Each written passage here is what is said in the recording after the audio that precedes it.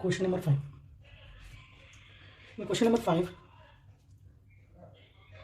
there is a bar which is made up of mild steel material.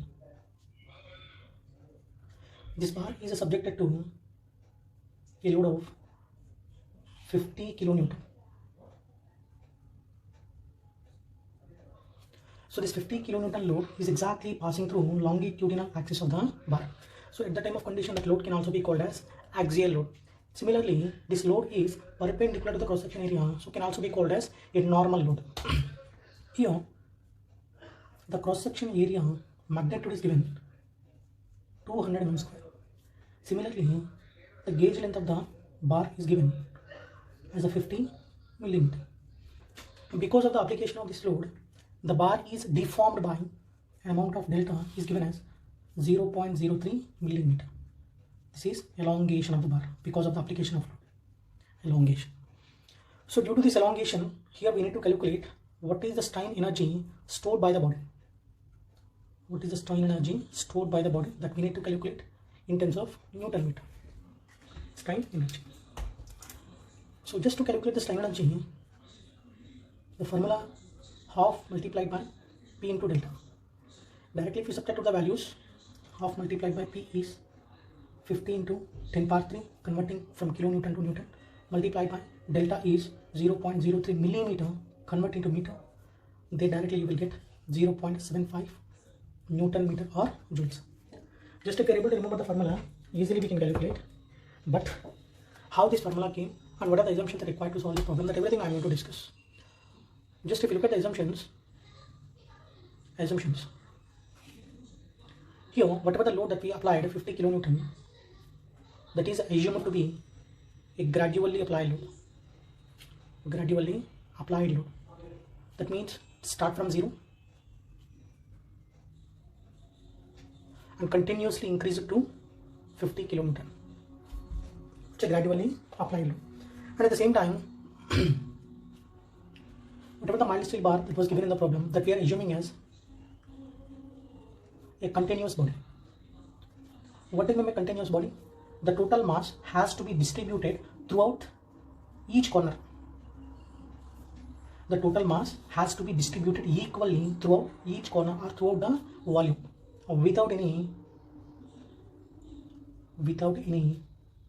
internal voids. That type of body is exactly called as a continuous body. So we are assuming that the body is a continuous body. At the same time, the applied load for the mild steel bar is a gradually applied load. Now, if you take the graph between load versus deformation, the graph seems to be like this. So this point can be called as a failure point, a breaking point, a fracture point, fracture point, anything we can call it as.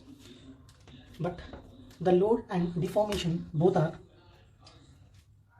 linearly varies up to this point, can be called as a proportionality limit.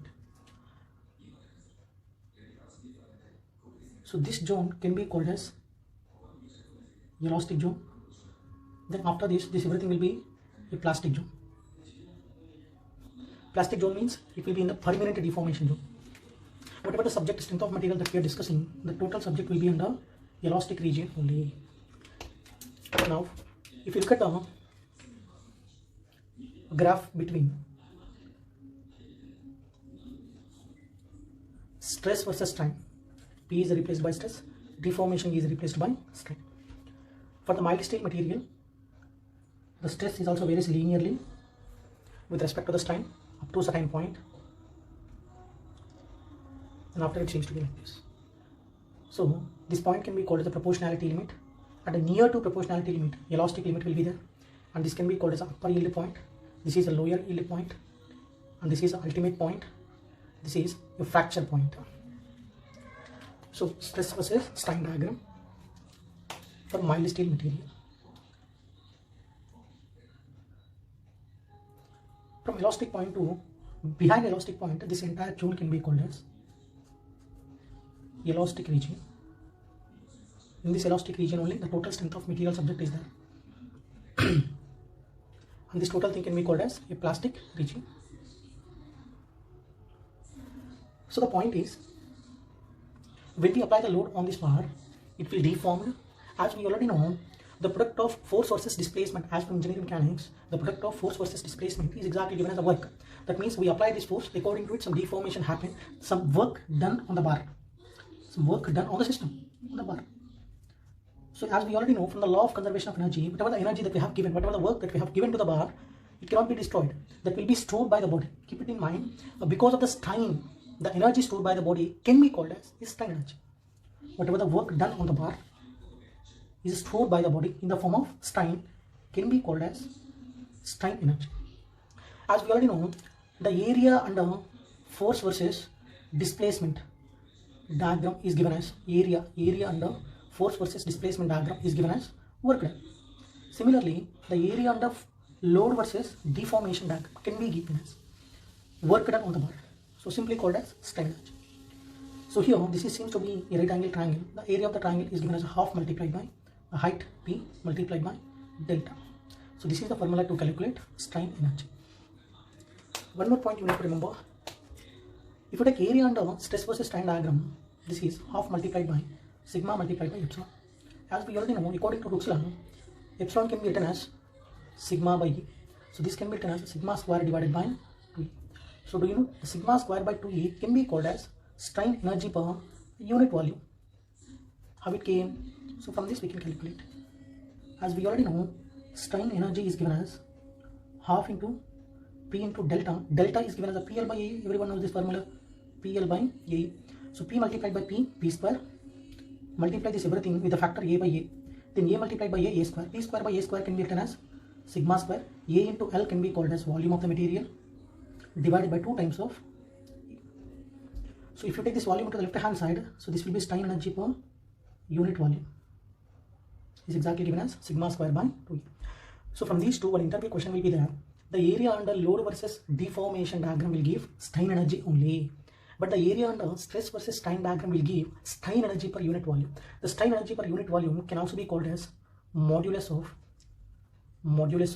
strain energy. Listen carefully. So the observations are observations. Some more points I'm going to discuss in the form of observations. So behind the elastic limit, whatever the strain energy that we calculated, behind the elastic limit or within the elastic limit, infinite number of points are there. At each point we can calculate the strain energy. So if you calculate the strain energy within the elastic limit, that is exactly called as resilience. But if you calculate exactly at the elastic point, that can be called as proof resilience.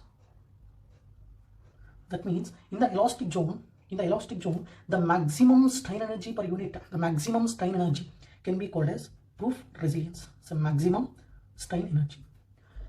And if you take proof resilience per unit volume, that can be called as modulus of resilience. Simply you can remember, here strain energy, here modulus of strain energy, here resilience, so here modulus of resilience. Exactly. But keep it in mind, the proof resilience is different. This is the maximum strain energy within the elastic region can be called as proof resilience. Proof resilience per unit volume can be called as modulus of resilience. Modulus of resilience is a property of the material.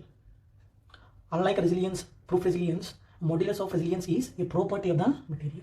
At the same time, you may have a doubt that we took the area under the load versus deformation curve up to proportionality limit or up to elastic zone, But if we take the total area, up to fracture point, so that can be called as toughness. The total area under load versus deformation curve can be called as toughness. In a similar way, if you take the total area under stress versus strain diagram, that can be called as modulus of toughness. These are very important points as for interview point of view. But in GATE examination, directly if they given this question, you can apply the formula half into P into delta, then easily we can calculate. So this will be the correct answer for this question. But this is the information that you need to know, right? Yeah.